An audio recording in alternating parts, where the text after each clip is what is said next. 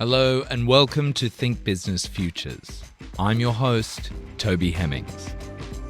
Coming to you from the studios of Radio 2SER in Sydney, on the Gadigal land of the Eora Nation, and right around Australia on the Community Radio Network. Each week, we take a closer look at the financial issues making the news. This program is made possible with the assistance of the UTS Business School. It's no secret that water is essential to life as we know it. By 2025, it's estimated that over 60% of the world will live in water-stressed areas. So it's also no shock that ownership of water and water trading is big business. Australia has the most sophisticated market system for the trading of water entitlements that guarantee access to water. But does the market work effectively? Should something so valuable, so culturally significant as water be commoditised like shares? Let's meet our panel.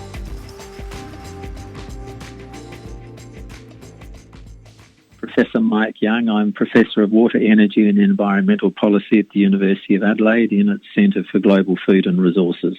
Scott Hamilton from Melbourne University, expert in public policy and natural resource management.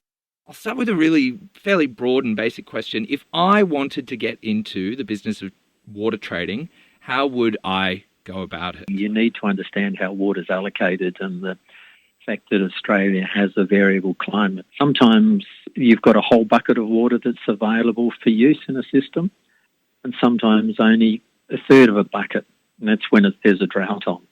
So the horrible thing which Australia's had to wrestle with is how do you cope with a system that goes from one bucket one year to a third of the bucket the next year. After a lot of debate, a lot of trialling of different systems, it was finally decided to issue what are called shares. So you have a share of how much water is going to be available. You can buy shares in the system. And then if you're a shareholder, water is allocated to you. You have a thing that looks like a bank account, which at the time water is allocated, it's credited. As it's used, it's debited. Very, very simple. That's the basic structure. So there's two markets, not one. There's a market for shares and then there are markets for allocations. And in the early stages, the only people who were allowed to have shares or have allocations were farmers. And then gradually farmers worked out they wanted to be able to lease water, move it around, and the water market grew. And often farmers would decide to retire. And they understood water, so they'd retire and they'd keep on leasing their water to other people. So it's grown in sophistication. A very important thing happened, that the value of water shares or water rights, as some people prefer to call them, went up on average for the first decade by about 20% a year. As people worked out, this was a really good opportunity and a really good way to expose yourself to the risks of farming and to be involved in it. And you had a fluctuating resource. And now a significant proportion of water is now held by people who don't actually farm themselves. But that's all part of the adjustment process. So we've gone from having shares and allocations to a very sophisticated market structure, which still has a whole pile of improvements which were recommended at the time all this was set up and I was involved in it. But our actually people in power decided not to go down and adopt all the recommendations initially made. And I support Scott in arguing for further reforms.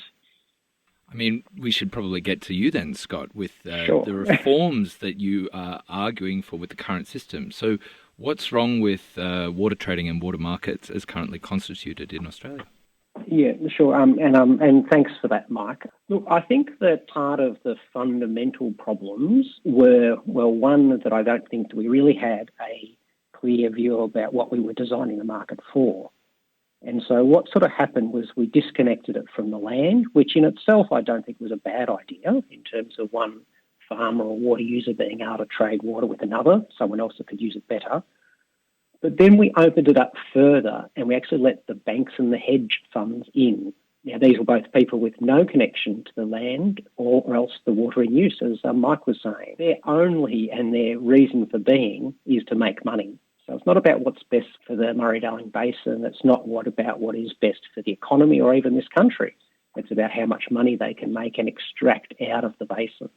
And that, I think, was a fundamental failure in terms of really changing this into being a way to get the best use of what is a very scarce resource. And as Mike was saying, becoming increasingly more scarce, especially with climate change, to something that was really a financial market, similar to Bitcoin or those other things. And that's the real problem.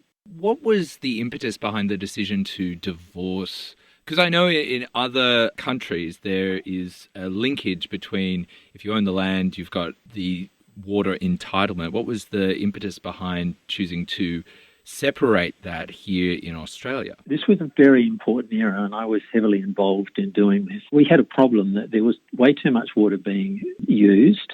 We had to find a way to take water away from people. The choices of doing that, which is the way it's done in lots of parts of the world with horrible failures, is to just go through and strike people out of the system almost randomly. The alternative is to cut back on the amount that everybody's allowed to have by having things called shares, and you have adjustment. And then you get a very dynamic system, and the benefits from that have been huge. I can remember going into areas where there was absolute poverty around parts of Victoria, massive salinity problems. The entire systems were an absolute disaster.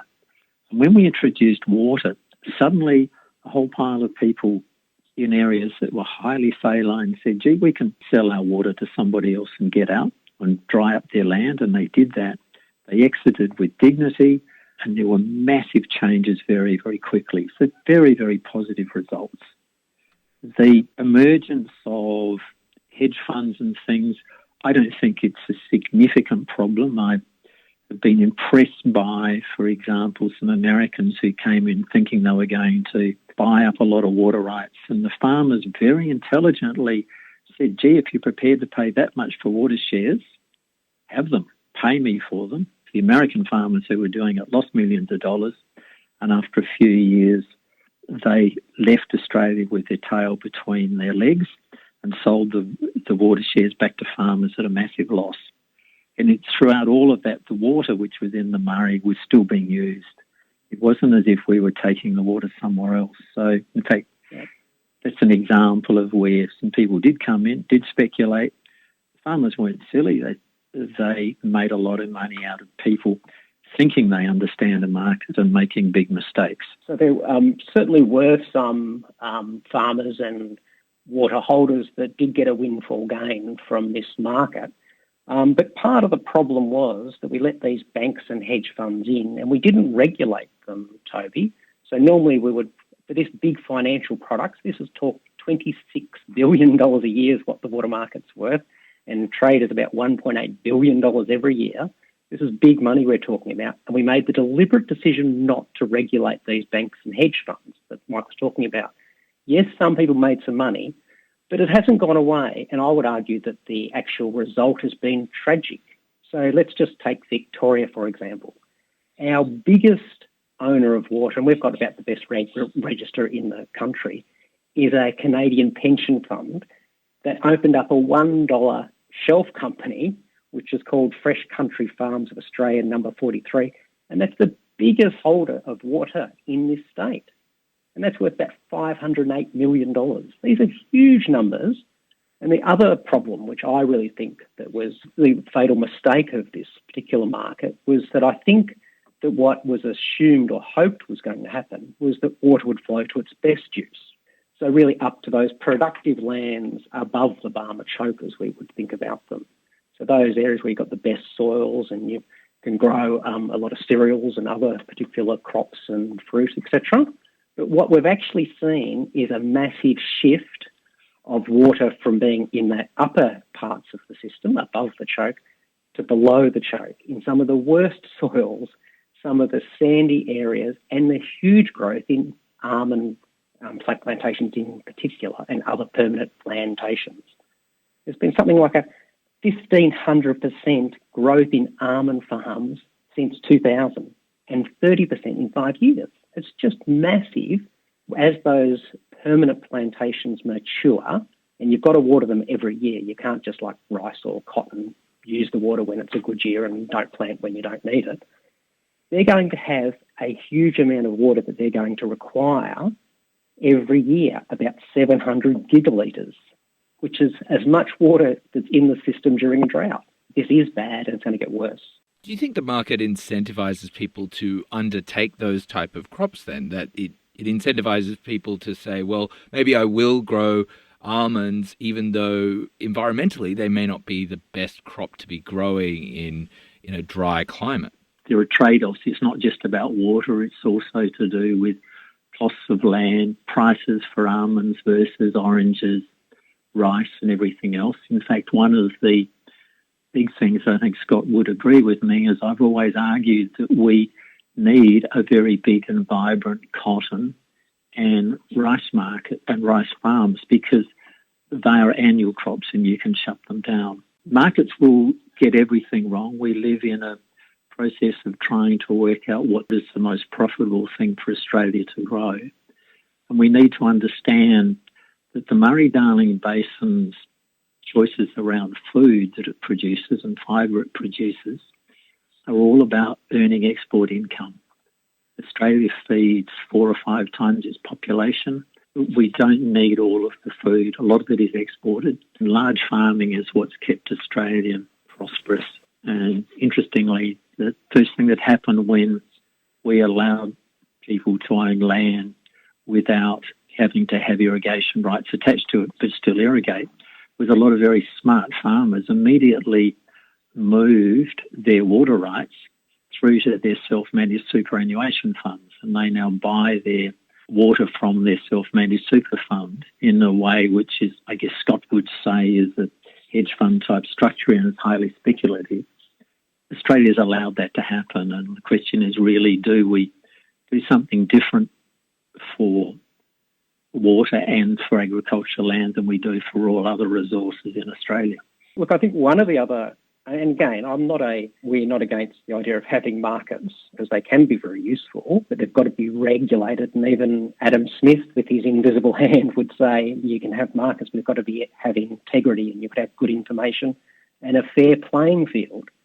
So on one side of this market, we've got irrigators and farmers, and they've got land, labour, capital, time of planting, all of these other constraints in terms of how they can make their trade.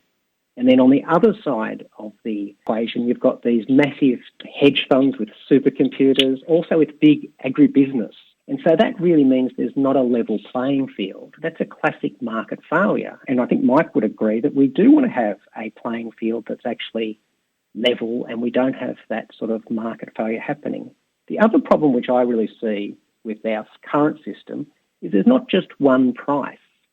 There's multiple prices over multiple valleys. And in fact, Nick Keogh, who did the work as part of the ACCC's recent inquiry, basically said they found brokers, and one of the brokers was monitoring 30 websites in order to work out what the price.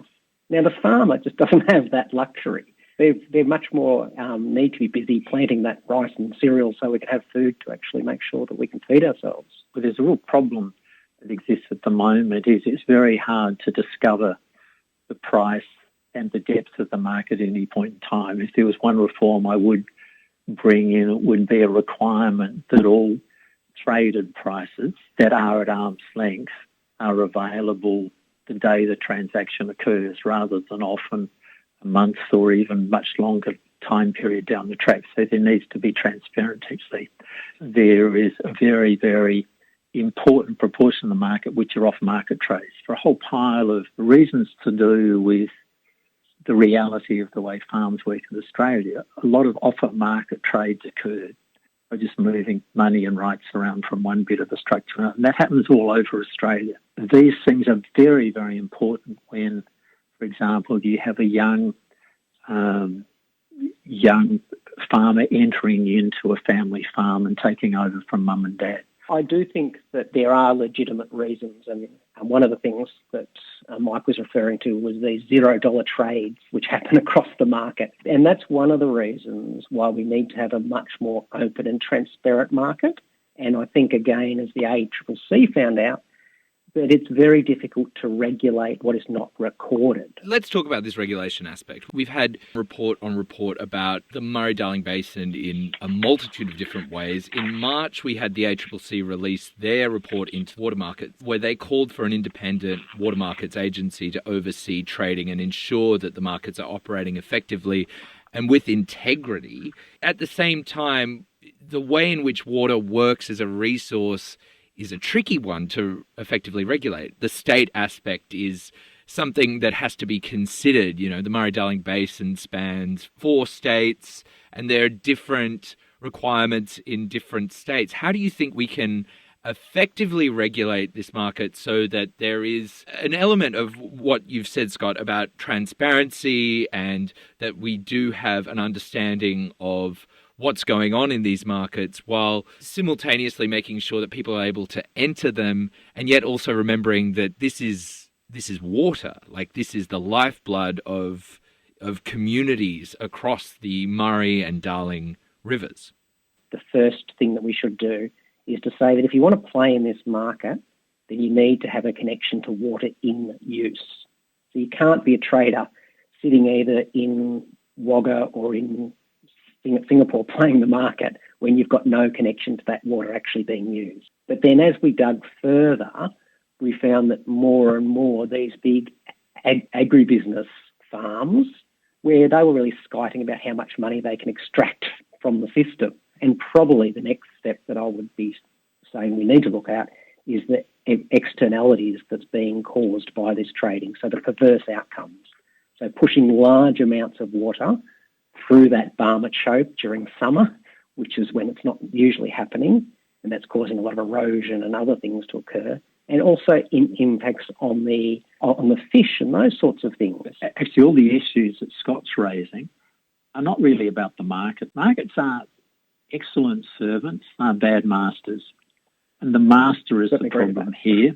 And the servant is actually doing things because the masters haven't put the right rules in place. One of the biggest mistakes that's been made is that when Australia set up the Murray-Darling Basin Authority against good advice, he didn't put in a means to adjust the limit, the total volume of water in an adaptive framework, and then put a thing through which allows it to be adapted at the margins for a little bit, but not in an ongoing way to deal with climate change.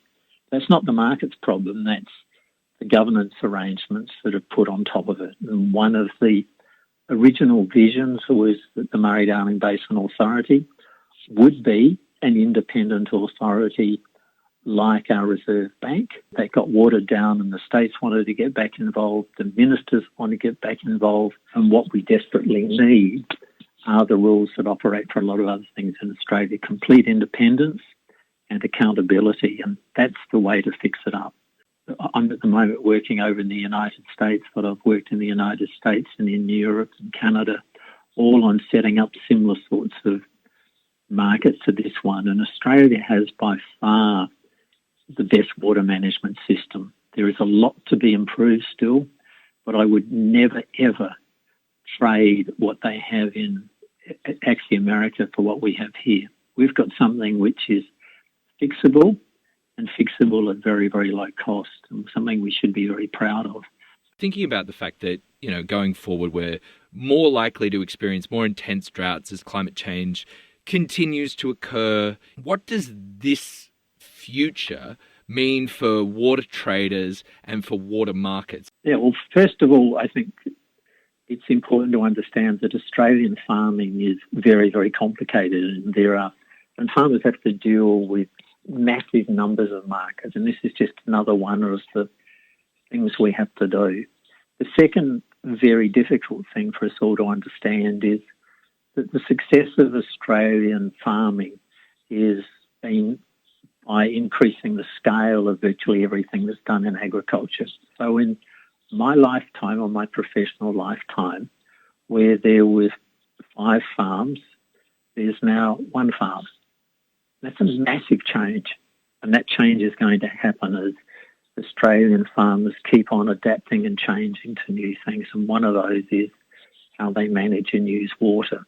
And then bring on top of that dealing with climate change, And the risks and challenges around that are going to need a market. We've got to be very, very careful when we send public servants in to regulate markets other than to just share information and to do things, as Scott said, like have a standard price for water. That would be crazy in a system as complicated as the Murray-Darling that involves so many different parts and bits of it. So we're going to end up with something that's always going to be a little bit crude. And the thing we should be, I think, excited about is that people like Canada are investing in Australian water as a long-term asset. There's a lot to be fixed still, and we've got to keep on adapting it. But we mustn't throw the baby out with the bathwater. I wouldn't necessarily say that we're going to end up with one price for water, but just in terms of the problems that are happening with this, what I would say is an epic fail of the market, is that we've got this huge amount of water that what we thought was going to be used up the top of the system, so again, in particularly above the Barmah choke, is now being used down the bottom of the system with these permanent plantations. And they've got to be watered every year. Otherwise, you will end up like California, which is happening right now, experiencing a severe drought. And we'll have ours pretty soon. And they'll be ripping those almond trees out of the ground. And we'll be left with decimation of these areas because suddenly those pension funds and those hedge funds won't be making profits. They'll go and take their money and invest in something else. It's not going to the people of the basin, that money. It's going to the people who might own super in Canada. For me, there's something fundamentally wrong with that. How we get all this right is going to have to be adaptive in the same way that superannuation firms will make mistakes and invest in the wrong thing. They're also making mistakes, I think, in investing in coal and gas and things like that, and people are getting out of it. This is all part of the dynamics of a market economy. And the thing at the end of the day we have to be very careful to ensure is that Australia, I think, remains a prosperous country because of the competition and dynamics and our tolerance of making mistakes. Fix up the mistakes. If too much water is going through the choke, that could be fixed tomorrow. They just bring in a regulation and it says you can't trade any more than this amount. Prices on both sides will change and everybody will say, ouch. It just requires an independent authority empowered to change those rules. There's also a fundamental problem, Mike, and just moving to the issue of remembering that the market doesn't have a soul. And we do have another issue besides those environmental costs, which you can't just fix back. In terms of those sorts of impacts on the environment and the endangered species, whether it be the Murray cods or whatever it might be, you can't just fix that in terms of making a change to a market rule. That will be irreversible change. I'd also just like to take a moment to acknowledge the non-fair go in our country in regards to First Nations. So we've currently have in this, the way we've designed and set up this market, that it's just not accessible to First Nations. And that's a real problem. And secondly, these forcing the water from valley to valley, so rather than having a market, which I would agree with Mike, that you can have a market where in a valley, but pushing it from above the choke or below the choke is having massive impacts in terms of the Barmah choke and on the burial grounds. And there's lots of examples of where there's been impacts of 100-year-old trees falling into the river, and a lot of these are sacred trees, and also issues such as having to move burial grounds, which is tragic. Like, these nations have been there for tens of thousands of years. We've in 20 years designed this market and let it rip. And lots of people making a lot of money out of it. But there's a lot of people that are really being disenfranchised and, we would argue, decimated by this market. If you have a problem and you think that you need to give First Nations people a greater say, and I'd agree you do, there are two ways to do that. One is to get them involved much more in the management, and particularly in the determinations around the total amount of water that can be taken out of the system. And I, for a long time, have said we should have an adaptive system that does that, which is a function of climate, not something which is determined by politicians, which is the way it is at the moment. The national and state legislation freezes the number. Jim McColl and I said back almost 20 years ago, just go in and announce to everybody you're going to take a certain percentage back and take it back. Legally, we can still do that. In fact, the states don't even have to pay compensation to do that. If you want to, as part of that process, give some waters to First Nations, you can use exactly the same mechanism to do that. But that's an allocation decision. It's not a market decision. The market is still, I think, needed. If it hadn't been for the market in the last millennium drought, Australia would have lost a huge amount of stuff permanently. It was the market that saved us. And I hope that we still have a market in the future so that when we next have a massive drought, and I'm sure we're going to, the market will be there to enable us to decide how to reduce and share out the tiny little bit of water that's around. I think it's very important we understand the difference between governance and having independent, trusted governance systems, have accounting systems with integrity, and being very careful not to expect the market to do that. It can't do it.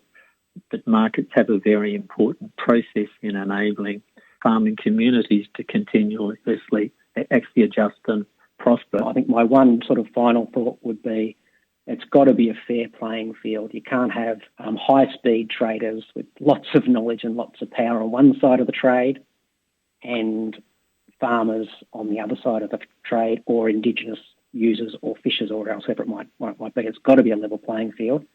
And the other, I think, one key point out of this discussion was there's not just one market. There's lots and lots of markets we're talking about. There's those 30 websites. And so we've got to address that if we really want to make sure that our system's going to be fit for purpose going into a world where there's going to be a lot less water as well. That's all for today's panel. Thank you to my guests Mike Young and Scott Hamilton. You can find the full show wherever you get your podcasts. And don't forget to tell your friends or leave a review. I'm your host, Toby Hemmings. Stay safe, and I'll catch you back here next week.